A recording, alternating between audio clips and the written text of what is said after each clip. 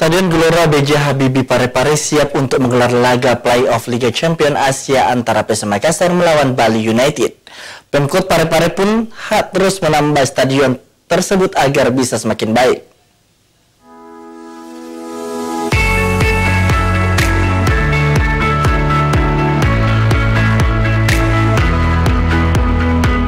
Wali Kota Parepare Taufan Pawe menyatakan Stadion Gelora B.J. Habibie siap menjadi kandang bagi Persema Makassar untuk pertandingan play-off menuju Liga Champions Asia melawan Bali United.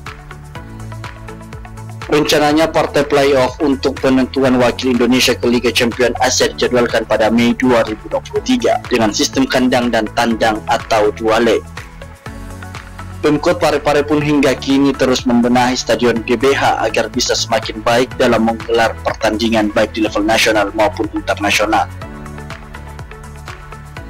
Tidak hanya untuk play-off Liga Champions Asia, Taufan Pawe juga meyakinkan Stadion GBH siap untuk kompetisi Liga 1 2023-2024 yang direncanakan bergulir pada bulan Juli 2023. Wahyu Saputra, Slebes TV.